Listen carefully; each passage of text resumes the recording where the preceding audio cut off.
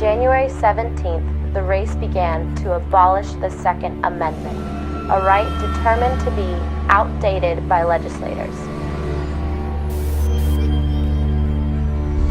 We do not belong to you. We are not your slaves. We stand as free humans, have stood since the beginning of time. On March 1st, the time came to surrender weapons designated under the Homeland Protection Act as assault weapons to the nearest law enforcement office.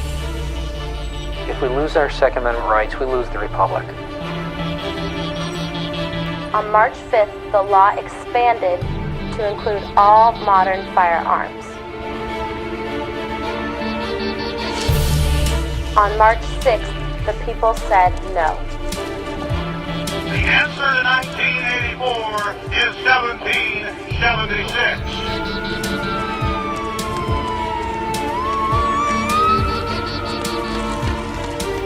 Today, we are the resistance. Together, we are reclaiming the spirit of 1776.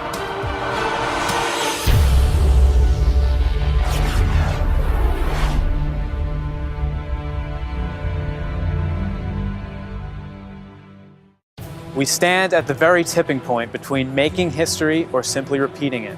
There is no question that the age in which we live is perhaps the most exciting, concerning, and unforged of all time. The question is no longer whether or not we are about to enter an entirely new age, but instead, who will it be forged by and how so?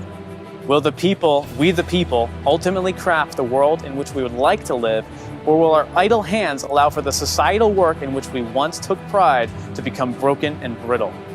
The Second Amendment, a written work that acts as a proverbial sword to the very fabric of the Constitution itself, a weapon to defend the intellectual castle of its doctrine from proverbial battering rams of oppositional influence, stands as the law of the land. But today, this law of the land stands challenged. Opponents say that this fundamental law is no longer relevant and that the firearms in which it promotes as tools of liberty are actually tools of war and murder on domestic soil. Are they correct? Is the Second Amendment nothing more than an outdated piece of paper set to be discarded with time? Well, I'm here to analyze the facts, from FBI and CDC data to meeting up with legislators, experts, and lawyers to get to the reality of the subject. And I'd ask you to join me as we cut through the thick layer of media rhetoric and the tired, fading, polarized mask of left versus right to get to the bottom line.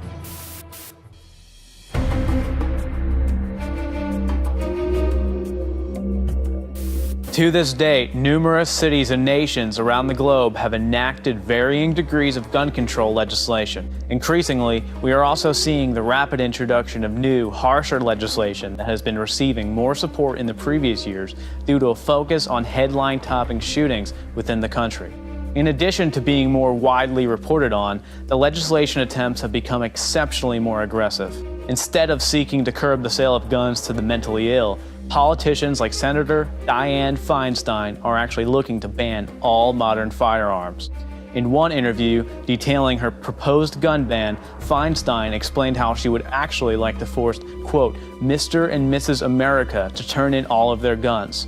If I could have gotten 51 votes in the Senate of the United States for an outright ban, picking up every one of them, Mr. and Mrs. America, turn them all in, I would have done it. A move that she and others attempted more than once following the Sandy Hook shooting, using legislation that is highly open-ended and could classify just about every modern firearm as an assault weapon. When we first wrote about her legislation last week, people didn't believe it, and they actually read it. It says, well, we make you come in and fingerprint to own guns, but if we feel like it, we'll just refuse and make you turn them in and do a gun buyback. That is an announcement of gun confiscation. But such legislation would override the Second Amendment, which is supposed to be the law of the land. Could such a move actually be beneficial to the United States public? After all, how many lives would be saved? If there was one person who knew the answer to this question, after 2 decades of research into the reality of gun control, its effects on society, and the inexorable tie-in with the entire Bill of Rights, it was Mike Adams, an alternative news powerhouse of information, a friend of mine, and one that reaches millions of people each month with his website, Natural News. I sat down with Mike to get the answer. It's really easy for the mainstream media to manipulate the public with a lot of fear-mongering into making people totally terrified of an object like a gun. And you see this in the fact that children are being expelled from school for having a Pop-Tart shaped like a gun, or a water gun, or a drawing that might look like a gun. It's all insane, delusional fear, almost terror. The media is terrorizing the public over this issue of firearms. But in truth, guns are remarkably safe as long as they're in the hands of law-abiding citizens, and that's exactly who the gun control laws wants to take them away from. So the gun control laws are having precisely the opposite effect that we would want if we want to reduce gun crime. I mean, I'm wearing a gun right now and it's not shooting anybody. It takes research, but we can actually examine statistics from the FBI, CDC, Department of Homeland Security, and other major government organizations in their own documents to find out how to get to the bottom line of gun death figures. Let's cut through what you've heard in the media, the political component, and instead get right to the numbers.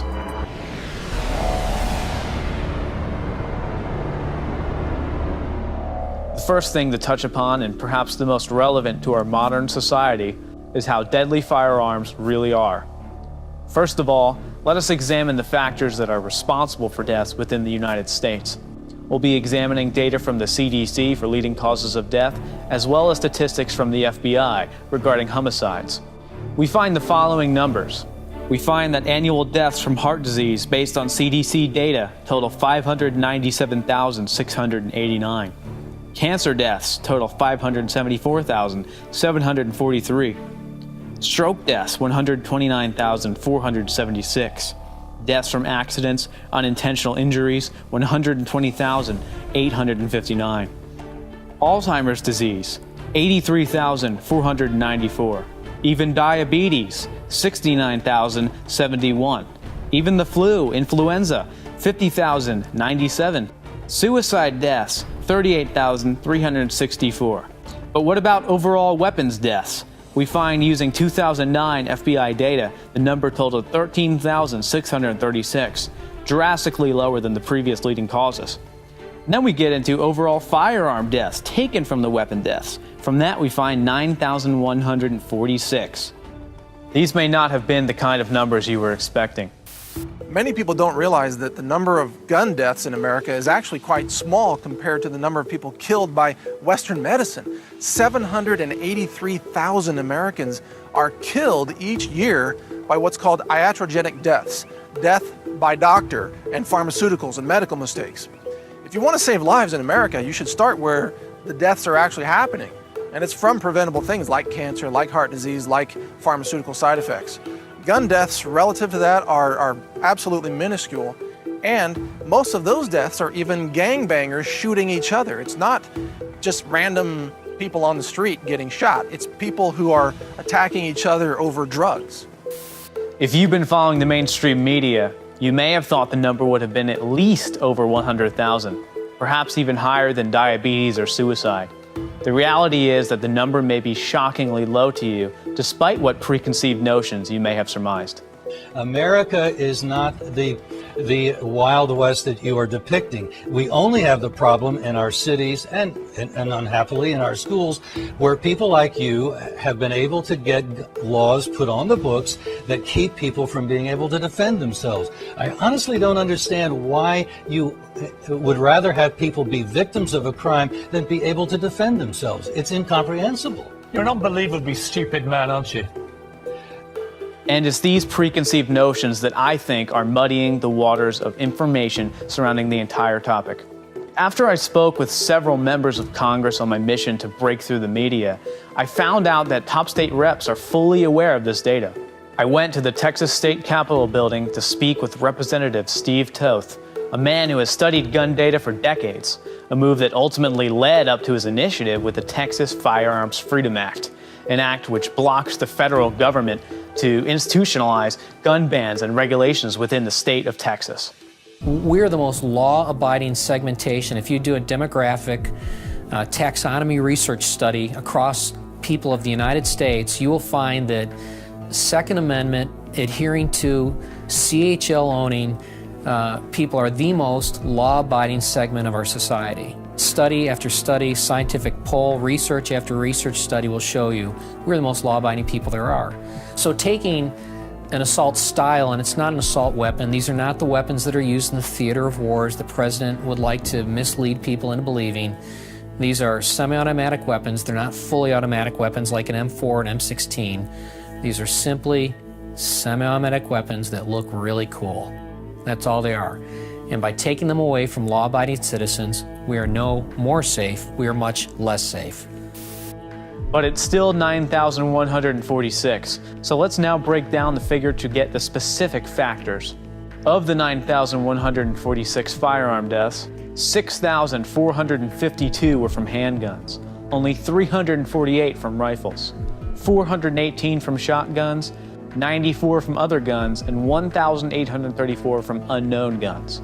The assault weapons ban and a limitation on the size of magazines. Let me say this as clearly as I can. This is just the beginning.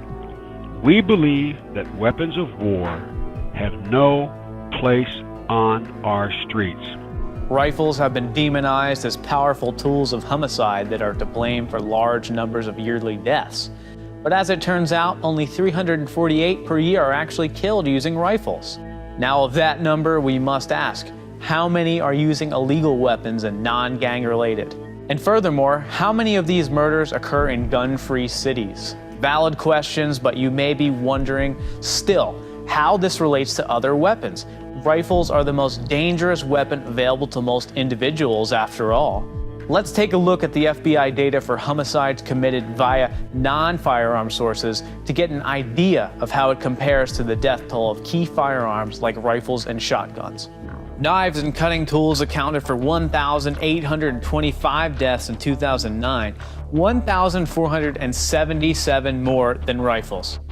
Clubs, hammers, and other blunt objects like bats totaled 611 in 2009, still 263 more than rifles. Hands, fists, and feet actually killed 801 in 2009, 453 more than rifles. Knives, hammers, hands, and feet kill more per year than rifles and shotguns combined by thousands of cases. But we don't ban knives, hands, or feet. Compared to other causes of death, firearms-related deaths are remarkably small. For example, 3 times as many Americans die in automobile accidents every year as die from guns. Does that mean we should ban cars and ban roads and stop traveling by vehicles? Well, no, of course not. We should find a way to make it safer. And the same thing's true with guns. We should find a way to put more guns in the hands of more law-abiding citizens so they can prevent gun-related violence and crime. But guns are not like knives or even hammers. Some would argue instead that they are traditionally used to kill and only to kill, unlike knives and hammers, which have various uses, despite being much more dangerous statistically.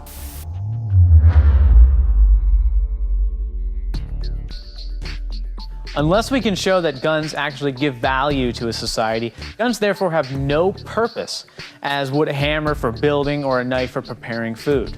So, what do the statistics show about the volume of guns within the United States and the result of increased ownership? For this, we look to the Department of Justice as well as numerous cities within the United States that have enacted gun bans on a major scale. Using DOJ data spanning 40 years, we can first establish that a very direct relationship exists between ownership of guns on a national level and violent crime.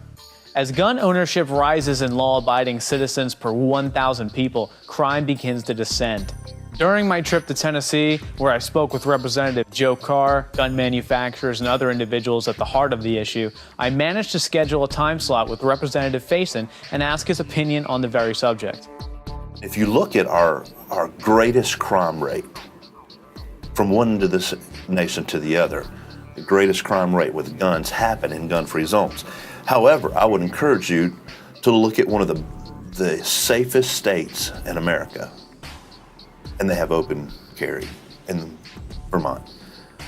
Vermont did a neat thing with their constitution. Their legislature is not allowed to mess with their gun laws.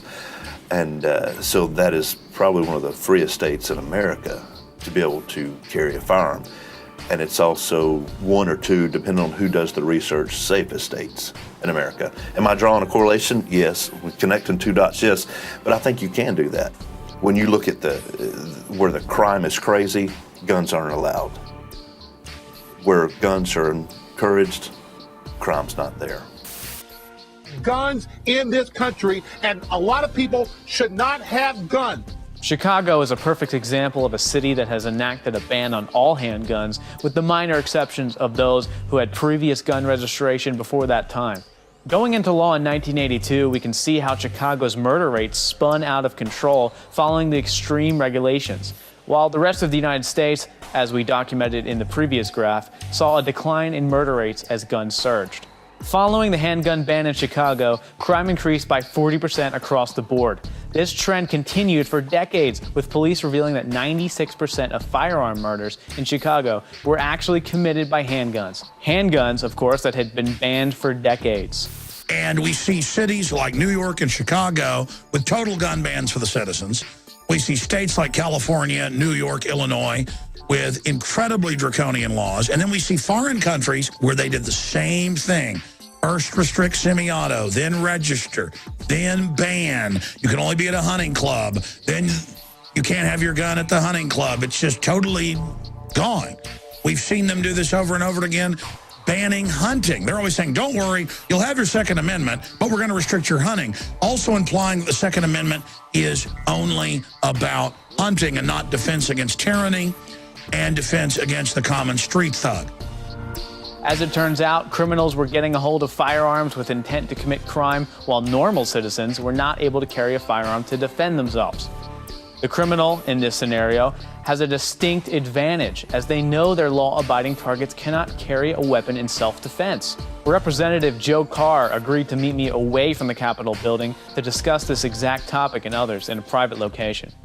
There's a young lady named Nikki Gozer here in Tennessee, a friend of mine. She was a field conceal and carry permit holder. She had her husband taken from her by a gunman at a restaurant where they were at. She was disallowed from taking her firearm into the restaurant, and she has testified on numerous occasions whereby she could have saved the life of her husband had she been able to carry her firearm, because she was trained and she's an expert marksman. And it's just tragic incidents like that that illustrate that it's the firearms that are not the problem. It's a government that is unnecessarily intruding on our Second Amendment rights. That's the challenge here. The same pattern can be seen in Washington, D.C., where during the gun ban, murder rate in D.C. was 73% higher than it was at the outset of the law. Notice the comparison to overall United States statistics. We also find that the allowance of legal citizens to carry concealed more freely reduces crime and coincides with the nationwide trends. In Texas, we see a statistical change with the enactment of the right to carry law, which allows individuals who are 21 years of age or 18 for active duty military, have a clean mental health record, and have completed the required training courses to carry concealed.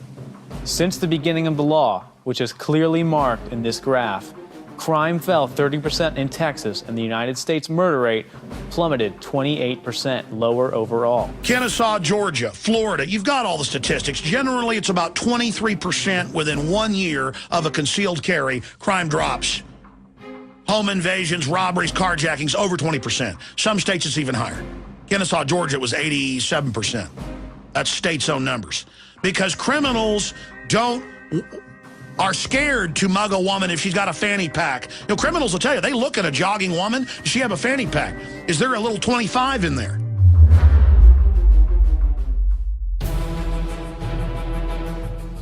But what about mass shootings like Sandy Hook, Batman Massacre, and others? Weren't these crazed killers taking advantage of loose gun control laws to perform their crimes? Most of the gun-related deaths are happening in the areas where there is gun control. So strict gun control in places like Chicago is resulting in skyrocketing rates of gun-related deaths. So that right there tells you that gun control doesn't work for its intended purpose, which is to reduce gun deaths, right? It doesn't work. Look at the statistics, look at the facts. You take a place like where we are here in Central Texas, more people have guns here, packing them. Everywhere you walk around, people have guns. Lower crime rates. few break-ins, very few muggings or burglaries. Why is that? Because an armed society is a polite society. I decided to visit a local gun shop to get some feedback from the ground level. What I found out was really quite amazing. Not only could law-abiding citizens go through a legal process to acquire military-grade weapons, but they could get something as extensive and as crazy as a naval battleship. Yet we don't see any massacres committed with these weapons. We're talking about guns and crazy people buying guns and stuff like that, but you're telling me that someone can buy a battleship if they want to and wreak havoc if they really wanted to. So tell me how that... John Wayne did it. He didn't wreak havoc, but he bought a battleship. Sure did. But you can buy anything else. Like this is a 22 suppressor. This particular suppressor was made in Christiana here in Tennessee locally. It was manufactured through the gentleman that made it, has all of his manufacturing facility information with ATF, serial numbered, everything else that classifies this as a Class 3 piece with the documentation on it that has to be on it by law.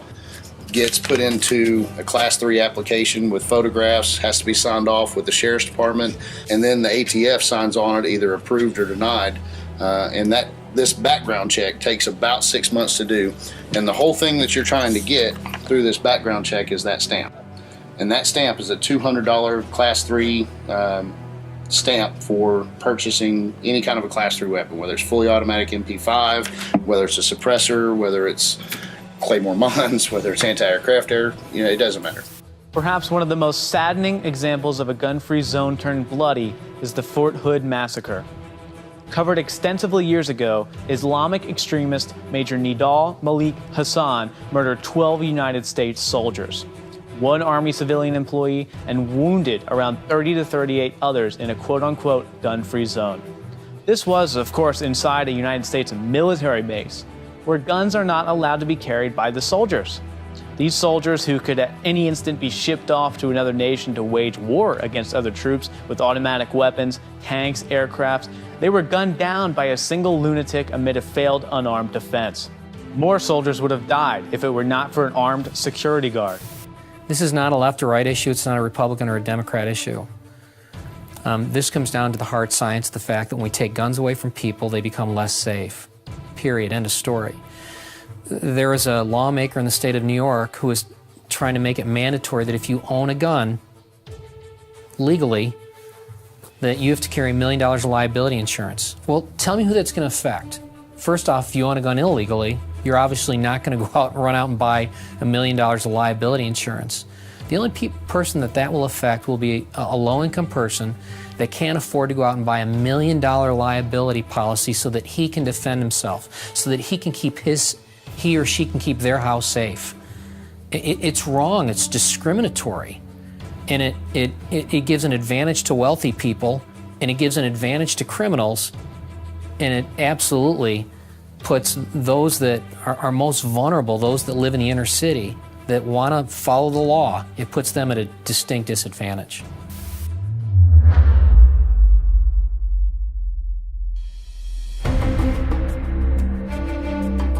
Despite what we face, armies and legislators cannot stop an idea whose time has come.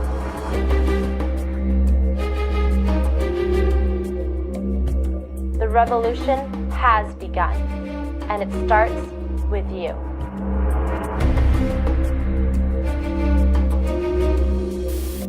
What we've got is a problem in our country, in our society, in our culture that has nothing to do with the ownership of guns. It has to do with the way we conduct ourselves and how we relate with each other. The Second Amendment is being made the scapegoat. And I want to come back full circle because this is about the Second Amendment. This is about our Bill of Rights. If we start using the Second Amendment as a scapegoat, once they're through with that, we're not going down a slippery slope, Anthony. We are jumping off a cliff, and we've got to draw the line that the Second Amendment is worth holding because in a real sense, it binds the rest of the Bill of Rights together. When citizens are armed with firearms and criminals are aware of this fact, we see some amazing things happen. Taking a look back to the 1993 survey, we find that around 162,000 people are saved per year by using firearms. To put that into perspective, that's 152,854 more people saved per year than killed, And that's not discriminating against the 9,146 death toll that includes many self-defense cases and so on. But what about a potentially life-threatening scenario diffused by a firearm? Based on a study published in the Journal of Quantitative Criminology, United States citizens defend themselves against these situations an astounding 989,883 times per year. As these situations are diffused before they become lethal, there's no telling how many would have resulted in homicides on behalf of the criminal. Even if it were a fraction, it would still be hundreds of thousands more lives saved than lost each year due to firearms. Let's get to some of the facts. Criminals with ill intent and potential homicidal incentives are fended off by firearms around 498,000 times per year. A major survey of felons in prison across the United States found that a whopping 34% of the inmates had been scared off, shot at, wounded, or captured by an armed victim at least once. An even greater 40% actually did not commit a crime due to the very fear that a victim was carrying a gun, thus showing how an armed public actually stops crime. The United States Centers for Disease Control has found that firearms prevent home break-ins over 490,000 times per year. Well, it was in New York where they published a list of homeowners that have guns, and it was within 1 week of that published news account from Gannett News Services that a person's house was broken into. They caught the guy, and he admitted that the reason why he didn't break into the house next door was because he knew that they owned a gun. It just makes sense. You're not going to break into a hardened facility. You're going to break into a soft facility where you think that they're vulnerable. My campaign manager does not look like your typical gun-toting NRA kind of guy. Yeah, he's an older gentleman, fairly affluent, looks affluent, and he's walking out of the Woodlands Mall last Christmas, and two gentlemen started to follow him. So he notices that they're following him, and he starts taking a circuitous route through the parking lot. They're staying with him. He walks around a minivan, drops his packages, pulls his .380, and as they walk around the other side of the van, Bruce says, "Yes, can I help you?" And they took off running. He called the police, called 911 right away. Police officers came out. These guys had mugged two other people. They'd hurt one of them pretty badly. So that's not a statistic. That wasn't reported. That wasn't taken into account. A police report was never written up. But yet you hear anecdotally these stories every day. It's happening. It's out there. That guns are protecting people. Absolutely. We know about the statistics, and we know about the reality of self-defense and quote-unquote gun-free zones. But perhaps even more important is the connection between the Second Amendment and the ability for all of us to live freely. I'm speaking of the Bill of Rights, which encompasses rights such as our freedom of speech and protection against Mao-styled home invasions. But if the Second Amendment becomes more of a government-regulated privilege than a right, what will happen to the rest of our rights? Or in reality, have we already lost many such rights, such as the Fourth Amendment, in order to gain more quote-unquote security through United States government? Wings such as the Department of Homeland Security and NSA. Essentially what happens is if you take out the Second Amendment or compromise it, erode or dilute the Second Amendment, effectively what you've done is you've done an attack on the entire Bill of Rights. And so some of the other rights that we covet, like freedom of speech, freedom to assemble, freedom of religion, freedom of regress, these kind of things also become under attack, because if we can take away the Second Amendment, we can take away the First, the Third, the Fifth, any of our other amendment rights. This was essential to me, as I know many people out there may not even have a passion for guns, but instead other freedoms associated with the entirety of our Bill of Rights. It's a crucial concept to understand, and even hardened anti-gun activists are beginning to figure it out. We can't be selective with our Bill of Rights, period. As pulling one proverbial card of rights out from the bottom of the delicate house constructed by the founders in order to protect the population will ultimately lead to a brisk collapse of the House foundation. Mike Adams had a message he wanted to give to anti-gun activists regarding their freedoms. Most people don't realize gun control is illegal in America because there are certain boundaries that have already been set by our founding fathers. Boundaries that say, you, government, you cannot step across this line. That line is the First Amendment, it is the Second Amendment, it is the Bill of Rights. So any attempts by government to step over that line and say you can't have guns, or you can't have free speech, or you can't have privacy from searches and seizures. Those efforts are illegal. When it comes down to the real figures and events, we are truly being misled by opinions and emotional response via the media and individuals who have a normalcy bias when it comes to self-defense. The data is quite clear that guns are much more successful and powerful weapons of self-defense than of unprovoked homicide. The reality is that if more people had access to this data, more clear and informed decisions could be made and based on reality.